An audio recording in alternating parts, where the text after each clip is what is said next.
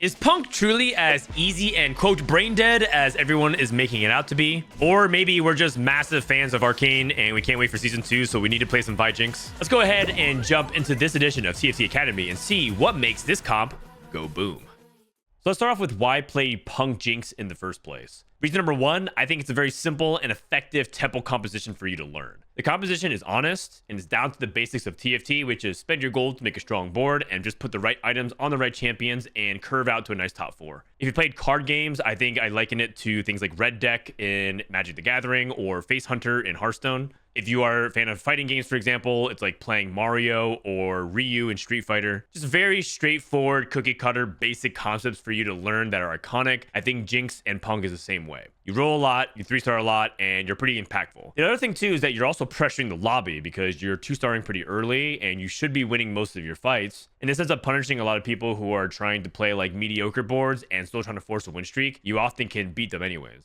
Another thing to consider is that Jinx is more forgiving if you're contested. Specifically just for Jinx, if you are trying to chase like a Mumu in this comp, which we'll talk about later, it's going to be harder to hit a Mumu 3, but the whole point is you're trying to get around Jinx 3. She's the most important unit, and you can totally play it with other people, and both of you can hit, and you can deviate your game plans accordingly. And also, it's just kind of nice to reroll sometimes. Just, press the D key and smash it, monkey brain, and just, hit that D key, get the dopamine hits, and you don't really want to sit still. My wife tells me I have ADHD brain, and, sometimes she's not wrong. I can't really sit still. I click a lot. Sometimes I just feel tempted to roll. If you love that kind of style, you just want to roll every turn, just play Punk Jinx. Some considerations for this composition. The first is that it's lower cap. There's a trade-off for playing something that's strong early, is that it's usually weaker late. The comp gets outscaled late game by a bunch of different compositions. You're just going to get killed by the Ezreal 80 flex boards, the pentakill boards to get online, even Ahri, KDA, and other higher tier reroll comps. So you're not expecting to do better than top 4 usually. Another thing to think about is you need to have 3 items on Jinx very early. You don't really want to play her without good items with swords and bow combinations. So ideally you take Augments that help give her items early, or you're playing on an item-based portal so you can get Jinx with items quickly. Because if you have things like frontline items, but 6 Jinxes,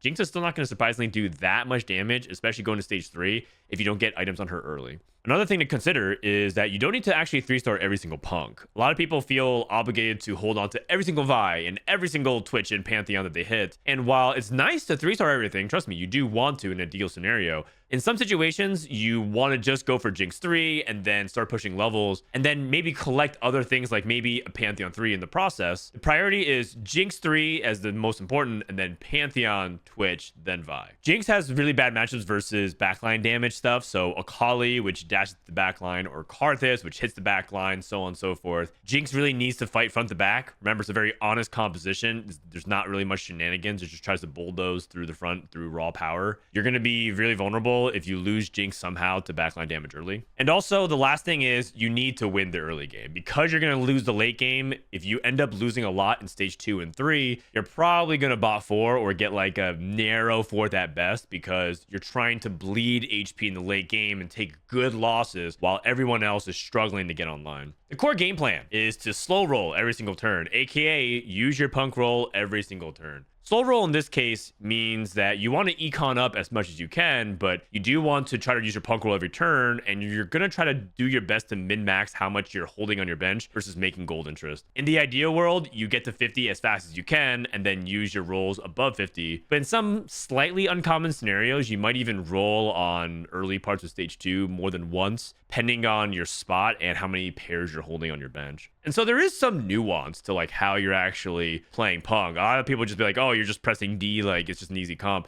As you improve this comp, you're going to actually find out that rolling every turn is a serious consideration, like more than once. And so that's something that you do as you master this composition. So stage 2, focus on rolling every turn no matter what, because you use your Punk roll. It's 1 gold. It's a discounted roll. You're losing 50% of your value if you don't use it. And you focus on getting Jinx 3. Let's paint an example scenario. You have 6 Jinxes and you have 2 Vis, and you're playing these Jinxes, but you're thinking about whether or not you want to make your first 10 gold interest. Sell one of those Vis, hold on to those Jinxes instead, and try to prioritize making 10 gold. Because in that case, Vi 3 is not nearly as important as Jinx 3, and you don't want to really break apart those 2 stars. And that kind of applies to a lot of different things, right? Like it also applies to Pantheon and Amumu and Vex and some of these other units that you might hit early. They're very expensive.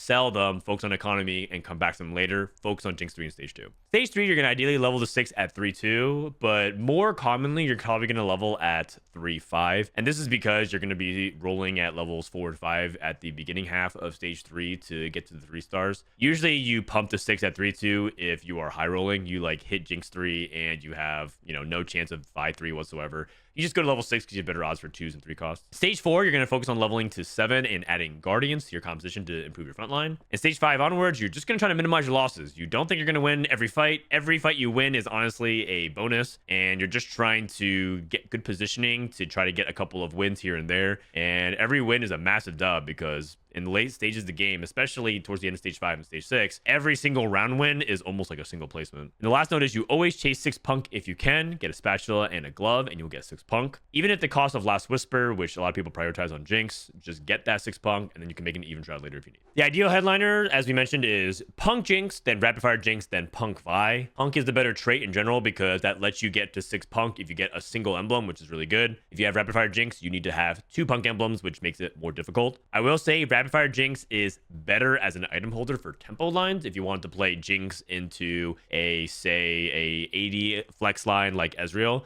then you end up playing Rapid Fire Jinx to hold all those 80 items and you can just curve out that way. Top portals are anything that has to do with items for the most part, or anything that helps punk get online quicker. So things like spatula makes sense because you get a 6 punk very quickly if you can get a single glove. And then any item based thing like component anvils or loaded carousels, artifact is also okay. Multi-talented is always good for any reroll composition in general because you're able to not have to worry about your traits that you hit. And loose prescription is really good because you have 2 chances of hitting punk emblem with the spatula drop at the beginning of each round, or you also get the tome, which can give you multiple punk emblems as well. I do want to say that the top priority is the exact inverse for extra punk emblems. If you are in a situation where you get 2 or even 3 punk emblems, you're like, oh my god, I'm drowning in punk emblems, what do I do?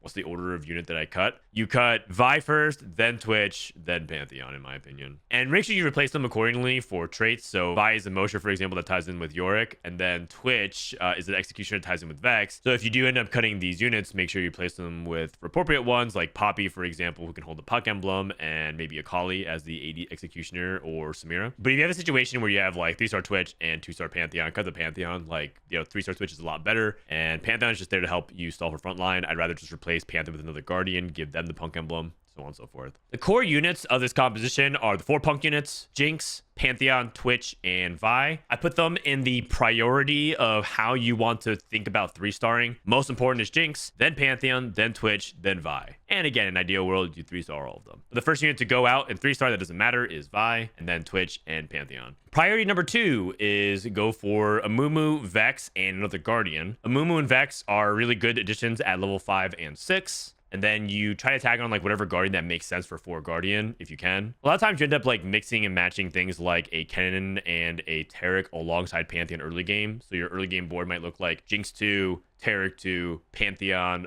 plus Vi. And then you're going to be selling units like that, Kennen and Taric, as you continue to ladder up. So that's why I put them like a little small thing. Here's a priority 2. Priority 3 are the units that help you win late game rounds. So Yorick is the best unit by far that you can add to it because he is a Guardian and a Mosher. And then you have Lucian as a rapid fire unit if you need with Jinx. If you have 2 rapid fire, it's still probably worth playing Lucian in late game because he's just very strong. And you need a secondary carry sometimes alongside Vex. And then Thresh and Poppy just for a good front line. If you do get Poppy, you end up thinking about playing for Emo, and this is another emblem that you can think about. Emo emblem is pretty versatile. So augments are going to be pretty straightforward. It's very similar to what we talked about before, which is you want to focus on either combat strength or items to give you a lot of tempo early. Item-based augments that are really good at silver are things like Helped on the Way. I think this is a really underrated augment in general. Latent Forge is also good. You want things like Gold Collector on Jinx, or perhaps a really strong defensive item on your Amumu/Pantheon. Best Friends is good. You're not playing that many units, and the attack speed is really good with the raw AD that you get from Punk. Cybernetic Bulk is also really good because you're ideally playing this in a lot of item portals. Pandora's helps you make sure you eliminate all those pesky rods and tiers and things you don't really want. Spoils of War is good because it's a high tempo composition. You're going to be killing a lot of units very consistently, so it helps you print a lot of things, and that's the same thing with gold.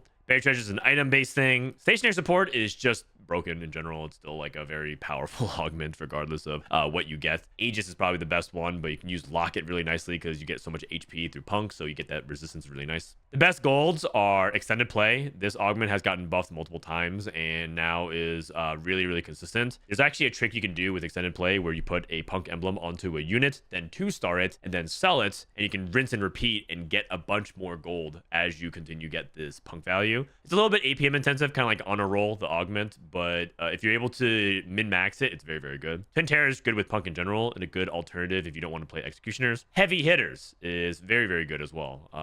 You just get a lot of HP all the time you're scaling, so every single time you roll, you're getting more stats. Lucky Streak, good item for Jinx early. Unified and Spoils of War we talked about, kind of synchronizes with the silvers. Return on investment, you roll a lot, so you might as well get a free Tactician's Crown, and then therefore you're able to, extend your board through an extra Guardian, or maybe you want to play 4 Rapid Fire, or maybe just tech in like those random things that you spike, like an Alawi or something. Scrappy Inventions is, according to the data, the best augment in its composition, but that's because currently on the existing 14.2 patch, it is bugged. In the future, this is not going to be a bugged augment. If you're curious about what's going on, right now, Scrappy Inventions is basically buried treasures plus Scrappy Inventions. They somehow mix it up where it gives you a component that's sort of the first 3 rounds of the game. So basically, Scrappy Inventions is just 2 augments in one. That's partially why it's so insane right now. So don't expect this performance to be like as good, but I want to give it a shout out because if you see it right now, you should pick it. Otherwise, you are trolling. Prismatic is actually something that scares me off from playing Jinx. If it's a prismatic lobby, I actually don't want to play Punk. I think that the power levels of composites are too high to get a lot of value, but if you are in a spot where it's too good to pass up, the best augments to think about are things like buried treasures because you get so many items. It's much better than the silver, for example, because you're just getting so many components to help itemize a lot. And again, it's about relative to other prismatics, not relative to itself. Twin Terror 3 is really great. Living Forge gives you a lot of artifact anvils, which can be really powerful, gives you a lot of items. And in fact, all of these are pretty much item-based. Lucky Gloves, another item-based one. Apparently, I had Living Forge here twice. This is supposed to be the other version of Impenetrable War, giving you offensive items as prismatic, so just consider that. My bad. Stationary Support 2 is also really good for the same reason as Stationary Support 1. And then Pumping Up is something you can consider. It is one of the only prismatic combat augments you can take that isn't just feeling like you're playing from behind. So just take something like that. This is probably the only prismatic combat augment besides Twin Terror that I am endorsing right now. There's probably other ones that you can consider as well, like Cybernetic Bulk or whatever, but they're just all mediocre compared to some of the others. And again, you're not really thinking about playing Punk if you hit a prismatic augment early. All right, itemization. Itemizing Jinx is based off of bows, and more bows. The more bows, the better. Her most important item, in my opinion, is Last Whisper because she really wants the attack speed, and the Last Whisper is also giving her armor reduction for whoever she's targeting. And a lot of times, Jinx is the last unit that survives. Your frontline ends up crumbling, and then it's up to Jinx to clean everything up. You hopefully give herself the ability to shred. If you're just dependent on even shrouds, sometimes Jinx gets stuck anyways on tanks, so just make sure you give her the ability to shred a tank. A lot of people put Rageblade on her as her other item as also equally important. I don't actually believe Rageblade is required, but it's so commonly played that I'm going to get a million questions if I say like, hey, Rageblade is more of a flex item, and instead I put Giant Slayer here or DB. People are going to be like, well, what about Rageblade? All the guys say Rageblade. I get it. Rageblade is consistent. It's good, but it's not, in my opinion, true BIS on Jinx. That being said, it performs perfectly fine. The reason being is because Rageblade is good early, but it falls off so hard late. But to be fair, that's what Punk does, right? You want to be strong early and you fall off late. So it does play into the game plan. It's a solid item. Just build it. And let's just put this discussion to bed. It's fine. It's totally acceptable. I personally prefer Giant Slayer, but I think a lot of people are okay with that. And Runen scales with the raw amount of AD because the second bolt ends up doing a percentage of your AD. You get more AD every single time you roll. And then these flex items, you can just like play on her as acceptable if you really need to. If you do end up playing Guardbreaker, make sure she is in front of someone that shields so she gets the bonus damage. Amumu Pantheon are your tanks, and the way you itemize them is a little bit tricky actually, because sometimes you feel really obligated to itemize Pantheon, but in reality, you would get more mileage off of Amumu. In the cap scenario, you're supposed to itemize Amumu, and Amumu 3 with items vastly outperforms Pantheon 3 with items. But the truth is, it's going to be much easier to hit Pantheon 3, and so if you do hit Pantheon 3, you can put items on him, and then leftover items onto Amumu. But that's also to say, Magnetic Remover is also really strong in this comp, because you can put items on Pantheon, then Magnetic Remove and put it onto Amumu 3 late game. Now you have the best of both worlds. Pantheon help carry you to the stage 4 and 5, hit Amumu 3, get Amumu 3 tank, and now you're cruising. Two best items to play is Stoneplate plus Redemption. You solo frontline the Amumu and the Pantheon, and you make sure that they are able to take a lot of damage. Redemption is good because it gives you damage reduction and also heals a percentage of your HP. You're scaling your HP with Punk, and so Redemption gets value more and more over time every time you roll. And the third item could be just a mixture of anything, and honestly, I don't even have all of them. I didn't even put like Warmogs, for example, here, or Sunfire if you don't have anti-heal components, so you could just do like a bunch of different things here, and I just didn't want to slam like 12 items and just like overwhelm you with different options. I will say that the frontline items for Ornn actually do a decent amount of work. Hull Crusher, Anima Visage, Mogul's Mail, Eternal Winter, they're all very solid as well, and just get, you know, a Mumu and Pantheon these items ASAP. Vex takes your leftover AP. Anything that's like mana based or, you know, rod based, for the most part, you can give Vex. And then leftover AD goes on to Twitch. And then for the best Punk Emblem holders, I have the priority of Yorick is the best, and then Lucian is the second best, and Poppy is the third best. They're all really solid though, because they all scale with the stats accordingly. And again, if you do end up playing like Lucian, if you get Lucian 2 and you're playing like 3 rapid fire, you're like, oh, I feel like I should play 4. Just play 3 is fine. Lucian is just a really good complementary unit on top of Jinx for a late game. And I want to give a shout out to Emo Emblem as well. If you do end up playing like a scenario where you have Vex, Amumu, Poppy, and you're like, oh, an Emo Emblem, go for 4 Emo, put it on Thresh. Thresh casts like 2, 3. If you can get a 4th cast, you definitely win the fight. And that is a really good way to potentially cap out your board for first place. This is a scenario that you only go for if you like held this matchup for so long. You're like, my God, if I just get Punk Emblem, I'm going to win the game. And you just don't get a glove. Just get that tier, have Emo in the back of your mind, play for 4 Emo instead. If you are giga high rolling, I didn't even include this onto the item build, but you can also put Emo Emblem onto Karthus and have Karthus and Vex dual carry, cut the Twitch. And if you could somehow get like that setup going, you also are possible to win the game. But I mean, that's a very dream scenario. And quite frankly, going through every single niche out is going to be a little bit long. So let's just cut it here. There's 2 ways to position this comp, and we're going to go over both of them. The first is if you don't have a stone plate and you're just playing a straight up offensive line, straight 1, 2, 3, 4, 5, and you're trying to defend Jinx. We're going to play this on the weak side of other people's compositions, meaning the side that they don't have items on their tank. And it's because you're trying to eliminate them as fast as possible and try to, you know, blindside them through a fast push with Jinx, Vex, and Twitch. If they are solo frontlining, you can probably spread out a little bit more because ultimately they're going to aim at the same thing. But part of the reason why this is really effective because it's strength in numbers. You try to like forcefully go through you know, a bunch of different front lines and then find a way to attack their backline as soon as possible. The thing to think about is also where Thresh is casting. He's going to cast on the largest clump, so sometimes you end up putting him like here if you sense that the weak side is on the right here. Like a lot of times disco players, for example, position their strongest tank here and then their off tank on the right side, and then their Twisted Fate is in the top right. Then you have like the Thresh here, he casts onto the clump, you bulldoze through the tentacle and then try to like have Jinx walk up 1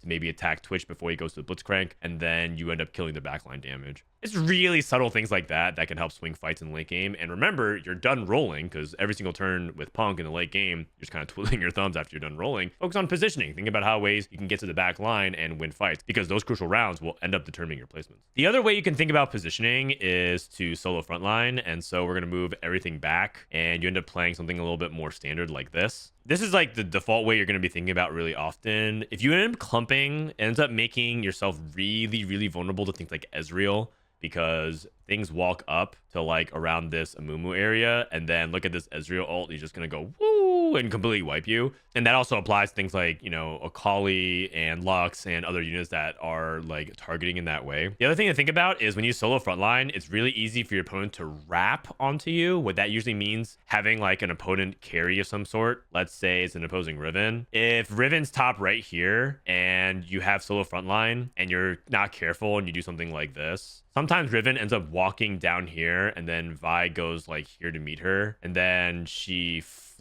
kills this Vi and then she targets the Jinx in the bottom right. So just be very mindful of that kind of stuff with solo frontlining. In those matchups, sometimes it's actually worth just trying to position like a little bit further up just to make sure that that doesn't happen. And then once they get past this Pantheon, they collapse onto the Amumu, because part of the reason why this Amumu is really important is that he AoEs and everyone surrounds him, and the more people he catches in his giant cast, the better. It's not worth doing this like full stone plane value if you get access to your backline, because remember, backline access is the death of this comp. Another thing to consider is where Vex casts. She tends to punish melee clumping. So if you see a group of melee units just all bashed up, like just put Vex in front and then like have her target like the center here with the AoE and then focus fire down. And the last thing we'll do is walk through what the early game steps look like you have Jinx and you're often playing Vi, you're going to obviously pick up Pantheon, and then you end up playing a often +1 Guardian with this. In this case, we're going to go ahead and go for Punk, so you have 4 Punk and 2 Guardian. This is a really common setup for you to play. If you don't end up hitting Pantheon and Guardians, you can also play around Vi 2 plus another monster of some kind, like a Gnar, and then taking in a Rapid Fire like an Aphelios. This is also a possible way for you to play around early game. Rapid Fire is pretty good. And Aphelios, in my opinion, is the best Rapid Fire because he gives you a stun, which is nice, compared to other Rapid Fires that just give you damage. Going back to the Guardian example, at level 5, in this case, you just do a Rapid Fire for this Aphelios, and this could be like a good core 5. Actually, I used Herrick as an example, but I like Kennen better because he has a stun, and he also got buffed, so he has a little bit more HP nowadays. And also, Kennen could potentially tie into a Senna, which is really nice for the true damage, so you can also give Senna or Kennen a couple of items to activate, and that could be pretty nice. One strategy, for example, is I have 1 Pantheon and I'm holding an Amumu pair on my bench. What can I do? I can itemize Kennen and then see what happens. What if I hit Amumu 2 before I hit Pantheon 2? Maybe I just put items on Amumu 2, and then you sell this Kennen. Then at 6, it's pretty straightforward, where you add Amumu, Twitch, and then you go for a Vex. And then ideally, you're able to either play around 6 Punk. Otherwise, you cut 1 Punk like Vi and add in a Rapid Fire instead, like so. And then you play this until level 7. Level 7, you have a lot of flexibility depending on what you hit. So if you hit, Nico, you can just play a 3rd Guardian. That's totally fine. You can even cut a Rapid Fire if you feel like you need a little bit more frontline and just add in that Thresh because you hit like a Thresh too. But Rapid Fire is pretty good for Jinx. You do have Rage Blade and other things like that. So it does help to have that extra attack speed boost to help her get going. Level 8, you're looking at things like Poppy or maybe a Caitlyn. Who knows, maybe even Hyrule Lucian. You don't have that many traits for Jazz, but, if you hit a Jazz emblem or find a way to get +1 Jazz of some sort, it doesn't hurt, I suppose. And finally, you replace Nico with Yorick. And this is ultimately what you end up aiming for a lot of the time at level 8. It's pretty impractical to expect to get there all the time. So a lot of times you don't have these 5 costs. You're going to have to play around 2s and 3s instead.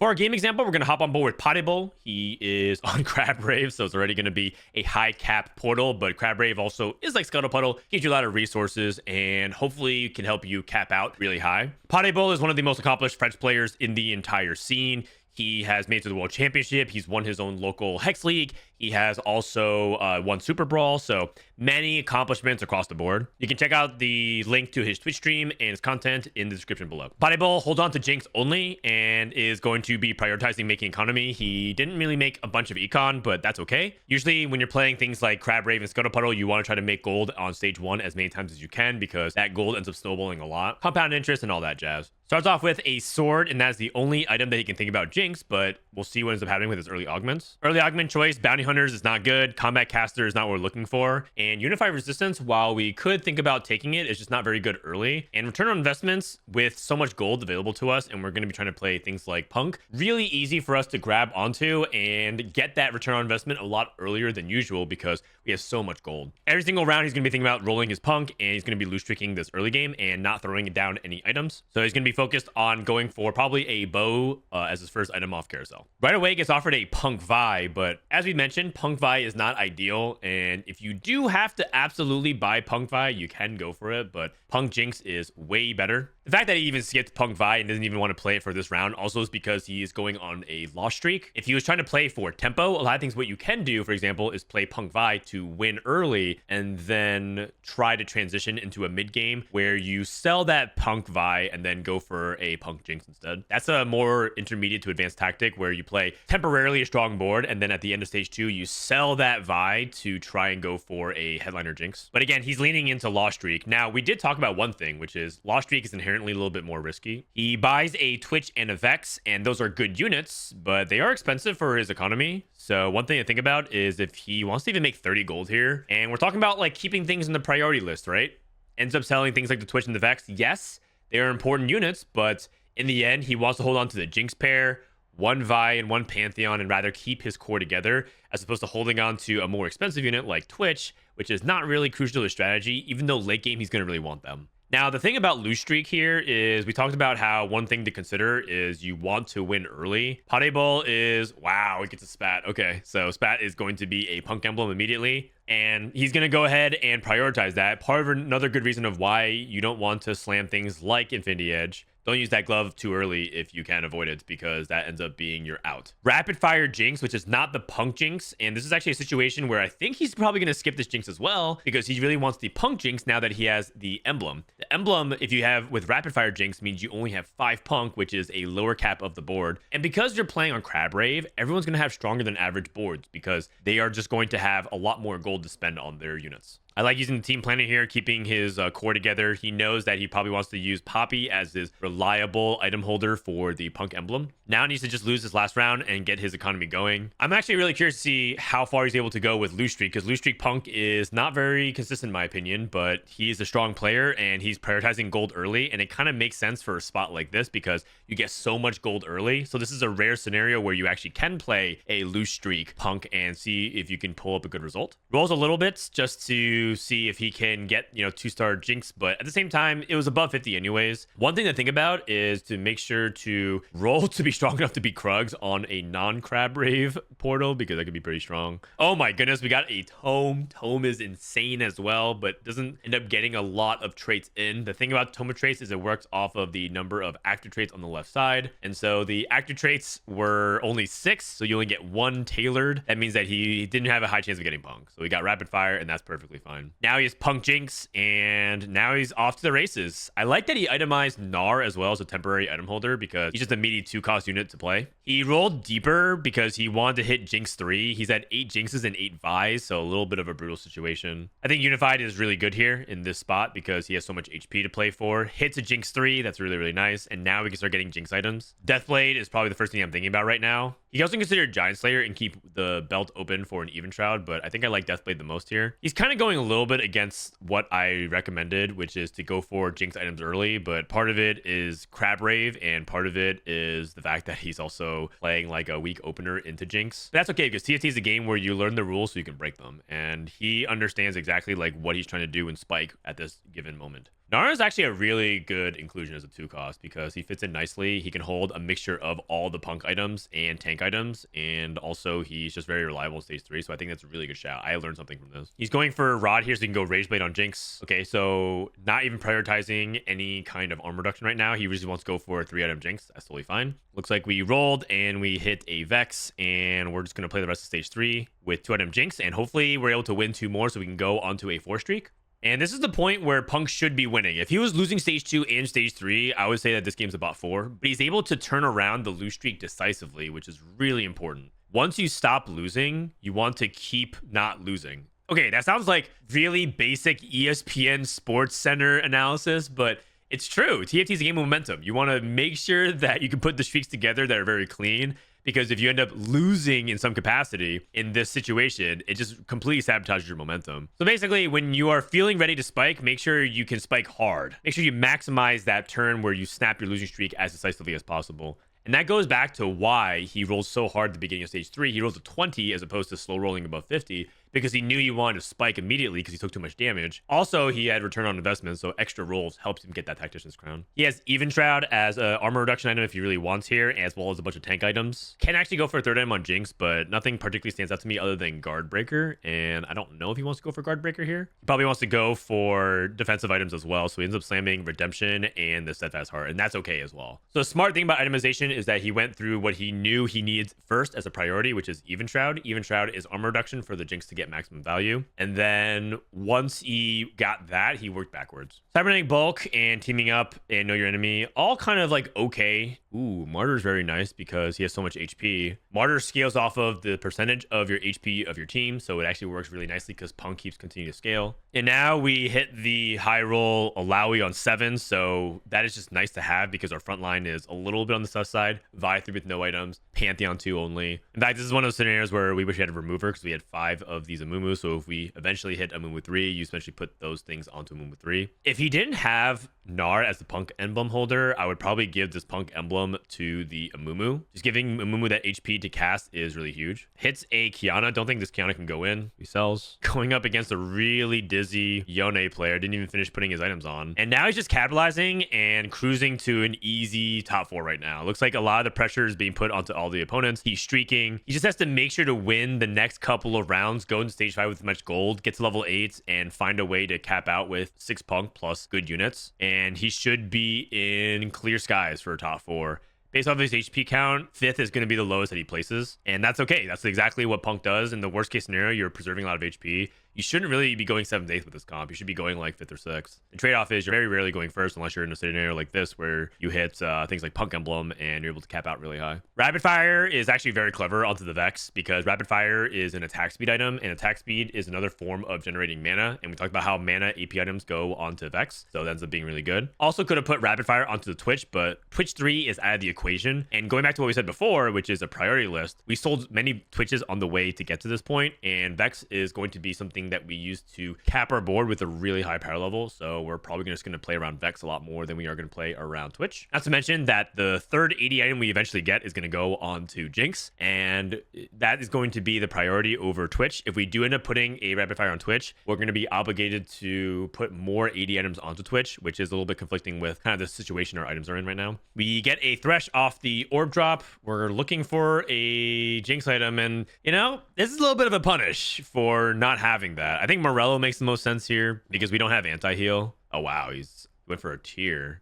No anti-heal at all. Okay, I mean, this is a awkward situation, and part of the reason of maybe if he doesn't win the game is because he's stuck in a weird item spot. But he's transitioned his Punk over to Poppy. Ah, I see. So he wanted to prioritize really good items on Poppy. Part of the problem is that Sunfire is not a really good defensive item, and Poppy doesn't really want Sunfire. You want to put Sunfire on someone that's just kind of a pure tank. Poppy wants hybrid. She wants like defensive items that help her sustain the fight so she can continue to be really oppressive. And so Sunfire doesn't help that. So I understand the decisions of like what he's trying to do with his itemization. I will say that not having anti-heal is a big problem in the late stage of the game. That being said, just look at how he's going toe-to-toe with all these capped boards. He did end up losing, but I mean, he's still getting stronger because every time he Punk rolls, he gets a little bit stronger incrementally. And if he can get a third item on Jinx, then he actually ended up winning that fight versus Jhin and Ezreal 2 and capped AD. So that gives me a lot of confidence to say that he is in a really good spot to top 2 and maybe even win this game. Gets a ghost fight, which is really good matchmaking. At this point in the game, every single round win is like a placement diff. Going into Carousel, looking for a Jinx item, still no third Jinx item. Anti-heal maybe, like Sunfire Cape could be pretty good. And finally gets it. Also, it's on a Lucian, which is really nice. So he can have the Lucian also go in if he really wants to at 9. Ends up selling it. Doesn't really feel like it's viable right now because he's not going to go to 9 immediately. So it's just going to be griefed on his bench. I love his posture, by the way. He's actually going kind of full K3 Soju, just like sinking back in his chair and revealing only like the top head of his forehead. Just kind of taking a nice, chill, relaxing kickback game of TFT. I mean, that's totally one of the reasons to play Punk. It's a pretty simple, straightforward game plan. And if you hit, you hit. If you're able to be strong, you're strong. You do the same thing every turn. Just roll. And he's positioned kind of generically. He's not actually trying to even position and focus fire. I think if he was in full tryhard mode, he'd be thinking a lot more about how to, you know, focus fire and spread things out and position. But with Ezreal and Karthus and Akali and everything like that, it's pretty much always going to be something similar to this in positioning. So nothing particularly too crazy about like his positioning nuance. Loses again to the Ezreal board, so this is actually going to be something a little bit scary. If he can hit Vex 3 and get a third item on Jinx, probably wins. He's going up against the big crab.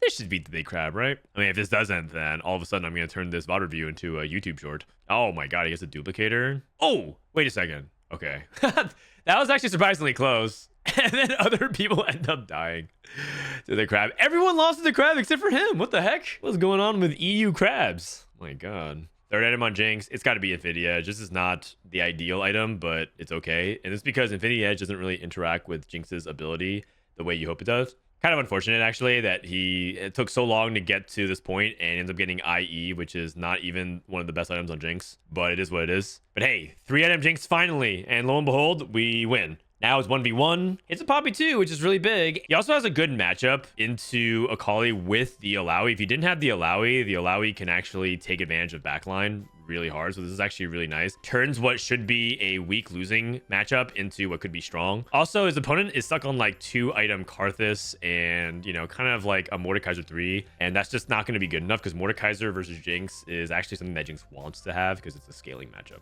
So there you go, my comprehensive breakdown on how to play Punk Jinx into nice and easy top 4s. Thanks for watching this edition of TFT Academy with Punk Jinx. If I missed anything, let me know in the comments below. Make sure you like and subscribe so we can get stuff into the algorithm, and I'll see you guys next time.